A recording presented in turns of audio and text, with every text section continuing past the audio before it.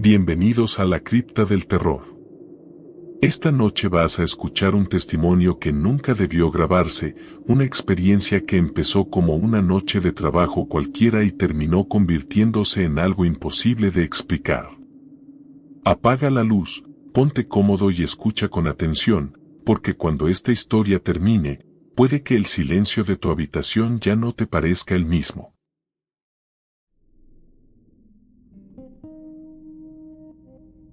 Me llamo Ernesto Vidal y durante casi 20 años trabajé como conductor de ambulancia en turnos nocturnos, un oficio que te acostumbra al cansancio, al silencio de las calles vacías y a ver cosas que la mayoría de la gente jamás presencia, pero también te acostumbra a pensar que todo tiene una explicación médica, lógica, terrenal.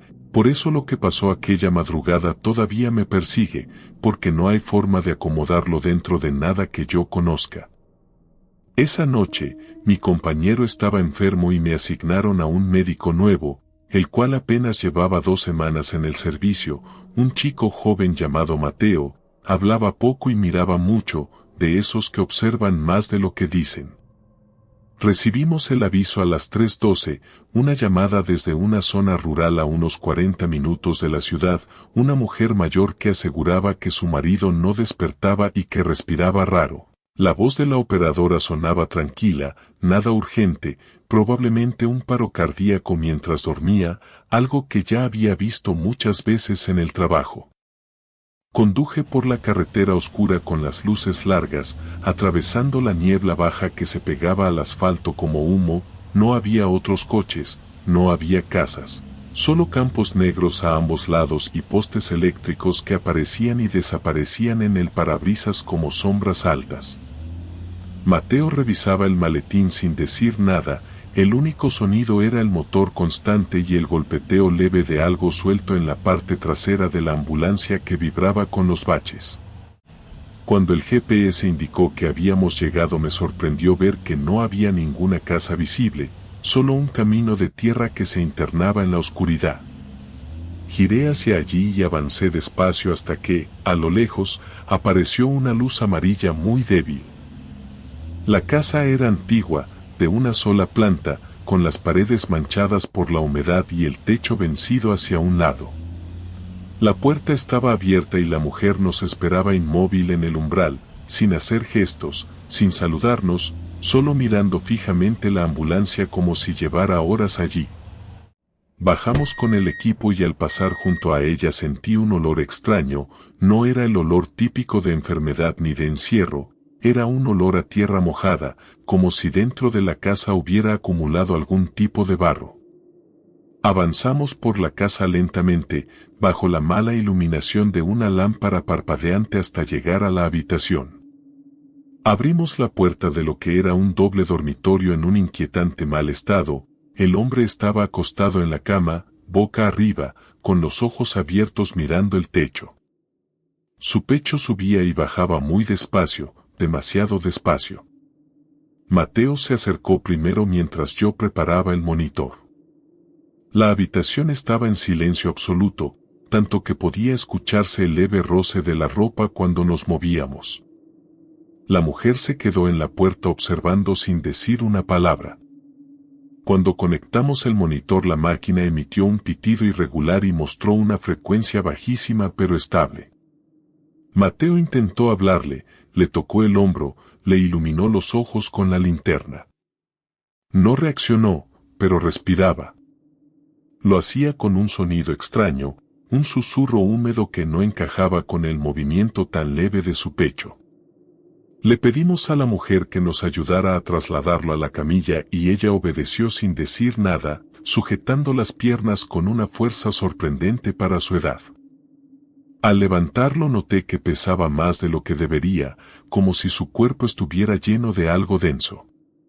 Lo llevamos hasta la ambulancia y lo acomodamos atrás. La mujer no pidió venir con nosotros, se quedó en la puerta mirando cómo cerrábamos.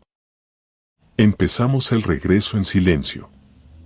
Mateo iba detrás controlando al paciente y yo escuchaba el motor, de fondo podía oír la respiración del hombre, la cual ahora sonaba más fuerte dentro del habitáculo cerrado. No era un jadeo ni un ronquido, era un sonido arrastrado, como si el aire tuviera que pasar por algo espeso antes de entrar en sus pulmones. A los pocos minutos, Mateo golpeó la pared que nos separaba y cuando miré por el espejo interior vi su expresión cambiada. Me preguntó si escuchaba eso y bajé un poco la velocidad, aislando el sonido de la ambulancia. Entonces lo escuché claro, otro sonido diferente a la respiración, un roce muy suave, como si algo se moviera bajo la camilla. Mateo se agachó para mirar y en ese momento la ambulancia pasó por un bache y la camilla vibró con un traqueteo metálico, el roce se detuvo y seguimos avanzando, pero a los pocos segundos volvió, un deslizamiento leve, irregular, que parecía ir de un lado a otro bajo el cuerpo del hombre. Intenté convencerme de que sería alguna correa suelta, pero el sonido se hizo más claro y entendí que no era metal ni tela, era algo húmedo desplazándose sobre la superficie. Miré el reloj del tablero, 3:37, la carretera seguía vacía. De pronto el hombre abrió la boca lentamente y su respiración cambió, se volvió más profunda y ruidosa, como si aspirara aire con avidez. Mateo intentó cerrarle la mandíbula pero el hombre la mantenía rígida, fija en esa apertura imposible, y entonces el sonido dejó de venir de abajo y empezó a salir de su garganta, no era un gemido, era un arrastre, como si algo dentro de él se estuviera moviendo. Sentí que se me erizaba la piel mientras conducía. Mateo dijo mi nombre en voz baja y me aseguró asustado que algo se movía en su cuello. Miré por el espejo y vi cómo la piel justo bajo la mandíbula se ondulaba ligeramente, como si algo se desplazara por dentro. La ambulancia empezó a oler otra vez a tierra mojada, el mismo olor de la casa. El hombre dejó de respirar de golpe y el silencio fue tan brusco que me zumbaban los oídos. Mateo dijo que se había parado, pero antes de que pudiera hacer nada el cuerpo del hombre se arqueó sobre la camilla con un movimiento seco, no un espasmo normal. Fue como si algo desde dentro hubiera empujado hacia arriba con violencia. Escuchamos claramente el golpe desde dentro de su pecho, un golpe contra las costillas, luego otro. Luego otro. Mateo gritó que me detuviera y frené de golpe en medio de la carretera. Salté del asiento y abrí las puertas traseras. Mateo estaba pegado contra un lado, pálido, señalando al cuerpo. La piel del pecho del hombre se elevaba en pequeños bultos que se desplazaban de un lado a otro, como si algo buscara salida. Los golpes desde dentro sonaban huecos y desesperados. Retrocedí un paso y el hombre abrió los ojos, pero no miraba a ningún lado, sus ojos estaban completamente negros, sin blanco ni pupila, negros como tinta. La piel de su pecho se tensó y se rasgó desde dentro con un sonido húmedo y horrible. Algo oscuro, largo y cubierto de una sustancia espesa comenzó a salir lentamente por la abertura, no tenía forma clara. Solo era una masa que se retorcía buscando espacio y el olor a tierra mojada se volvió insoportable. Caí hacia atrás en el asfalto mientras Mateo gritaba, en un impulso de pánico cerró las puertas desde dentro, quedando encerrado con lo que sea que fuese eso. Cuando logré ponerme de pie y abrirlas otra vez, dentro no había nada, ni el hombre, ni rastro de sangre, ni Mateo, solo la camilla limpia y el monitor encendido marcando una línea recta. Miré alrededor de la carretera desierta y no había absolutamente nada, ni rastro de ellos, solo la noche y el sonido lejano del motor aún encendido. Han pasado 6 meses, renuncié al trabajo, nunca nadie creyó lo que pasó aquella noche. La policía investigó el caso.